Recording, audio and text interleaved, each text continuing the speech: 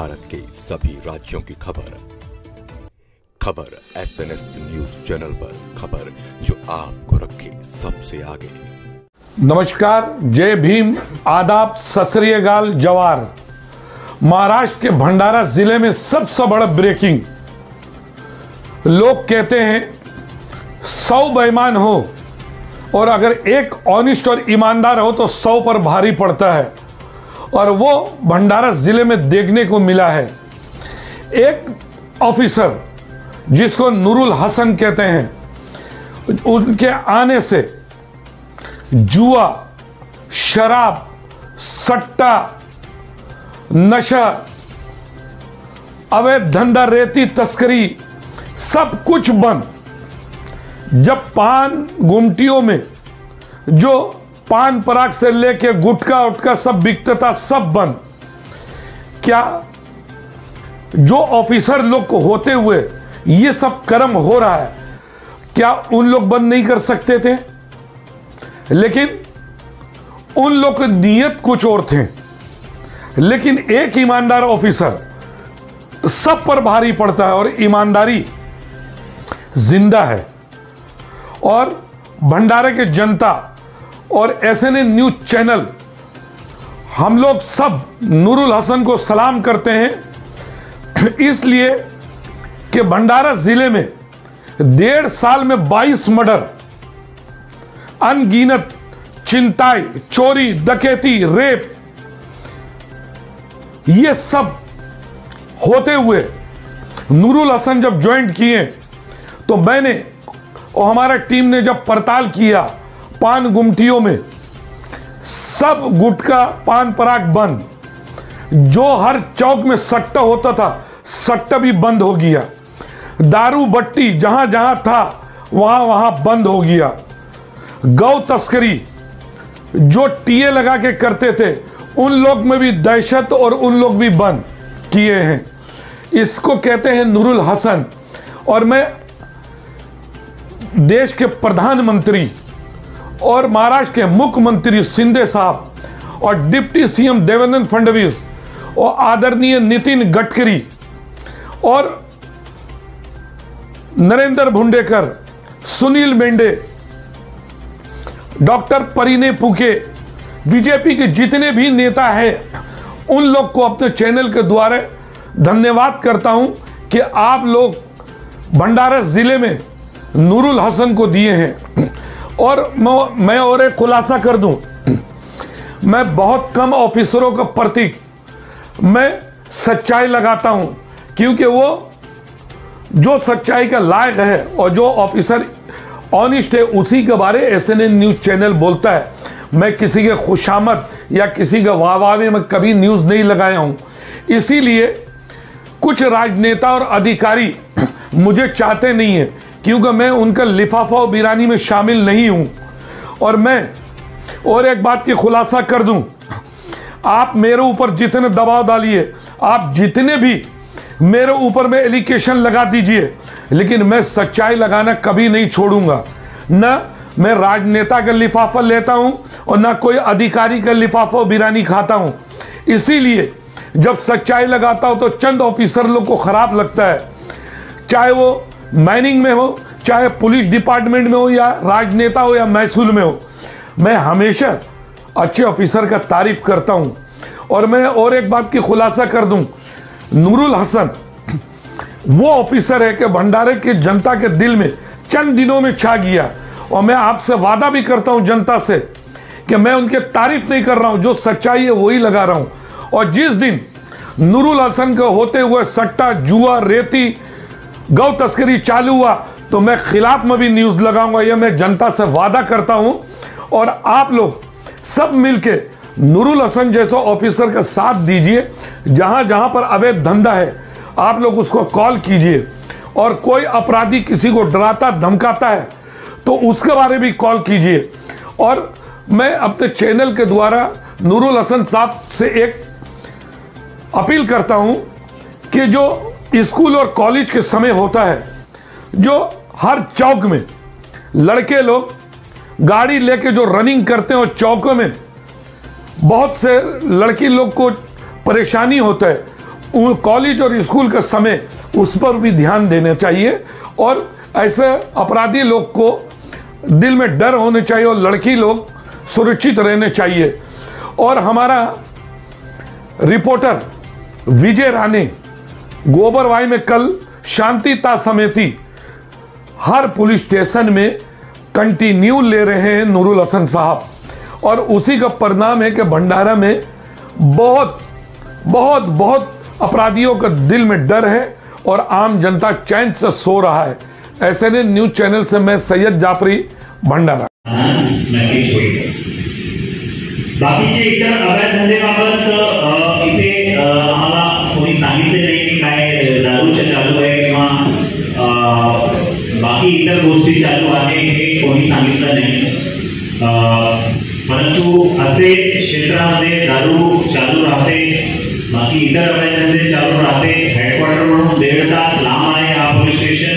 बरेचसे लोकांनी मला व्हॉट्सअप केले की आमचे या गावामध्ये या नावाचा माणूस दारूचा व्यवसाय सुरू केलेला आहे, त्याचे घरी मटका चालतो असा बरेचसे मी मॅडमला आणि गिरी साहेबांना मी मेसेज पाठवले। आता मेसेज पाठवले, रेड झाली तर बरोबर, रेड झाली नाही तर हेडक्वार्टर वरून ती येईल आणि रेड करते। आपल्याला मी माझेबद्दल सांगू इच्छितो की मी कुठे कुठे काम केले। माझं गाव पिलीभीत जिल्ह्यामध्ये आहे, एक छोटासा गाव आपले सारखा गाव आहे, जसा गोबरवाई आहे असाच गाव माझा गाव आहे। त्या गावातून अभ्यास करून वेगवेगळ्या शिक्षण घेऊन मी इथपर्यंत आलो।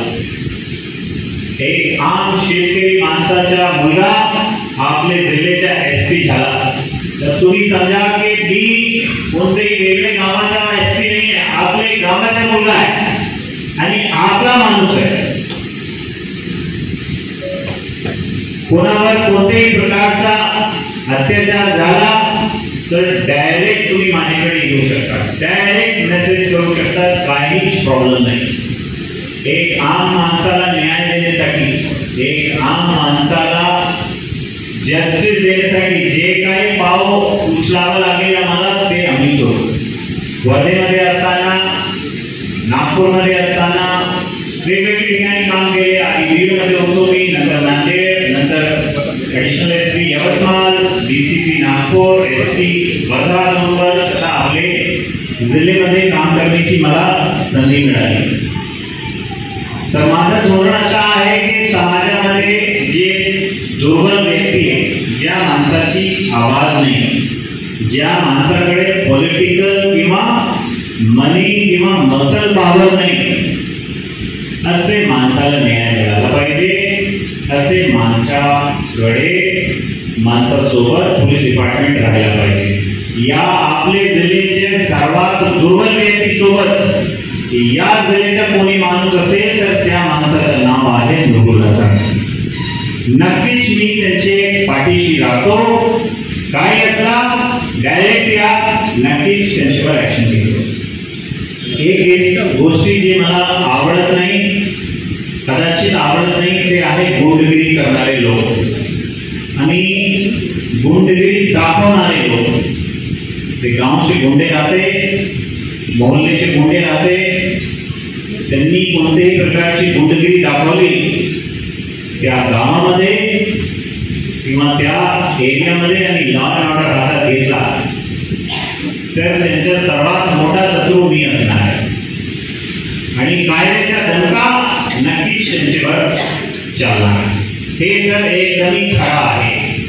समाजामध्ये जे चांगले लोक आहे 99.9% मी सकाळी कौन्सिलची मीटिंग मध्ये सांगितले की जे अवैध धंद्यामध्ये लिप्त जे लोक आहेत ते 1% सुद्धा नाही। आपले मी सगळ्यांच्या आभारी आहे। माझी पहिली विजिट आहे, आपल्याला काय समस्या आहे, काय प्रॉब्लेम आहे ते मला जाणीव असली पाहिजे, त्यामुळे मी स्वतः आलो। ते माझा नंबर तुम्ही नोट करा, आपल्याला जे काही प्रॉब्लेम असेल ते बोलू शकत नाही तर मोबाईलवर बोलू शकतात किंवा व्हॉट्सअप करू शकतात, टेक्स्ट मेसेज करू शकतात, व्हॉइस मेसेज करू शकतात। जे ज्यांना टाईप करता येणार नाही तर व्हॉइस मेसेज रेकॉर्ड करा आवाज आणि पाठवा। माझा नंबर आहे 7822 8353 11. परत रिपीट करतो 7822 8353 11. 7822835311. 7822835311 हा माझा नंबर आहे. कोणाला कोणत्याही प्रकारची प्रॉब्लेम असेल तर या नंबरवर व्हॉट्सअप करा, टेक्स्ट मेसेज करा. जर टाइप करता येणार नाही तर व्हॉइस रेकॉर्ड करा आणि पाठवा. समजले का? आणि आपलं नाव पुढे येणार नाही, कोणाकडे जाणार नाही. हे माझे एक IPS अधिकाऱ्याचे आपल्याला शाप आहे. आपलं नाव कोणाकडे जाणार नाही, आपलं नाव गोपनीय राहील. जे काही अवैध धंदेवाले आहे या एरियामध्ये, रेती चोर असो, मॅग्नीज चोर असो, जसं मॅडमनी सांगितलं रेती चोरी होते, मॅग्नीज चोरी होते, बाकी जे काही प्रकारची चोरी किंवा गुंडगिरी करणारे जे लोक आहेत ते नक्कीच त्याच्यावर मोठा ऍक्शन घेऊ. तुम्ही सांगा की पोलीस स्टेशनला सांगू, पोलीस स्टेशननी रेड केली नाही तर क्राईम ब्रांचची टीम पाठवतो, SDP ऑफिसची स्क्वॉड पाठवतो आणि कारवाई नक्कीच करणार आहे. जे आपण मुद्दे सांगितले, सती सावित्री समितीच्या विषय सांगितला, याच्यावर मॅडमनी दखल घेतली आहे. बस स्टॉपवर काही लोक मुलींसोबत छेडछाड करतो आणि इतर गोष्टी करतो. यासाठी आम्ही पोलीस दीदी आणि पोलीस काका हा स्कीम आम्ही राबवली. म्हणजे DD ऑफिसची स्कीम आहे. त्याचा प्रत्येक शाळामध्ये जाऊन जे पोलीस दीदी आणि पोलीस काका आहेत त्यांचा नंबर आम्ही डिस्प्ले करू, मोबाईल नंबर डिस्प्ले करू आणि कुठल्याही ठिकाणी जर काय प्रॉब्लेम आहे तर त्या नंबरवर आपण कॉन्टॅक्ट करू शकता. या नंबरने दिलेला, या नंबरवर कोणीही व्हॉट्सअप केला किंवा मेसेज केला तर नक्कीच त्याची दखल मी घेणार. पुलिस स्टेशन की जगह के बारे में साहब ने बताया कि लघु पाटबंधारा विभागाचा एक बिल्डिंग आहे, ते आम्ही बिल्डिंग बघू. याचे व्यतिरिक्त जर या गावामध्ये कोणतेही बिल्डिंग जर किरायावर रिकामी आहे याचा किराया सुद्धा आम्ही देतो. अशी काही बिल्डिंग कोणाकडे आहे तर मॅडम सोबत संपर्क करा किंवा माझ्या नंबरवर व्हॉट्सअप करा. आम्ही तात्पुरता किरायावर घेतो. जमीन आम्हाला मिळालेली आहे, त्या जमीनचं बजेट राहिलेलं आहे. बहुतेक इलेक्शन नंतर त्याचं बजेट सुद्धा होईल आणि एकदा बजेट झाला तर बिल्डिंग बनणं सुरू होणार आहे. तोपर्यंत इलेक्शन पर्यंत 6 महिन्यासाठी किंवा 1 वर्ष या कालावधी लागेल, त्या कालावधीसाठी आम्ही बिल्डिंग शिफ्ट करू. जे लघु पाटबंधारा विभागाची बिल्डिंग मिळाली कलेक्टर साहेब सोबत मी उद्या चर्चा करतो. मिळाली तर बरोबर, नाही मिळाली तर आपण कुठले वेगळे ठिकाणी चांगली प्रायव्हेट बिल्डिंग मध्ये आपण शिफ्ट करू. तर आपल्याला मात्र या गावाचे राहणारे आहे, या गावाबद्दल आपल्याला माहिती आहे. कोणतेही चांगली बिल्डिंग आपल्याला दिसली ते आम्ही किरायावर घेऊन सगळं इन्फ्रास्ट्रक्चर आम्ही तिथे शिफ्ट करू. बघेला चौकी बद्दल आपण सांगितले आणि तसाच चौकी नांदा डोंगरी मध्ये पाहिजे. डोंगरी खोदून मध्ये पाहिजे. इतका जास्त तिथे प्रॉब्लेम आहे. कोणतेही घर ग्रामपंचायतची जागा किंवा ग्रामपंचायत ठराव घेऊन कोणतीही जागा देण्यासाठी तयार आम्ही पाहिले आता जाऊन त्या गावामध्ये प्रॉपरली गरज आहे. कारण मॅग्नीजच्या पूर्ण वाहतूक त्या ठिकाणी होते. जर ग्रामपंचायतमध्ये बघा, ग्रामपंचायतनी ते बिल्डिंग देण्यासाठी तयार आहे ग्रामपंचायत, तर आपण तात्पुरतं चौकी सुरू करू. म्हणजे शासनाकडून तर येण्यामध्ये वेळ लागते, ते प्रस्ताव पाठवावा लागते आणि कॅबिनेटची मंजुरी होते एक चौकीसाठी. कॅबिनेट मंजुरी देतात, नंतर आपल्याला चौकी भेटतात. परंतु तात्पुरता एक बीट सारखा आम्ही बीट चौकी सारखा ते आमच्या हातात आहे, आम्ही बनवू शकतात. जर तुम्ही जगा देण्यासाठी तयार आहे, बिल्डिंग देण्यासाठी तयार आहे तर चौकी आम्ही आता 1 महिन्यामध्ये आपण सुरू करू. बरोबर आहे. घरकुलसाठी रेती उपलब्ध नाही आहे आणि रेती उपसा एक माणसाने म्हटलं की रेती उत्सव जास्त झाला यामुळे वॉटर टेबल खाली आला आणि काही लोकांची अशी अपेक्षा आहे की पोलीस डिपार्टमेंटनी किंवा महसूल डिपार्टमेंटनी रेती उत्सव अलाव केला पाहिजे. असं कसे होऊ शकतात?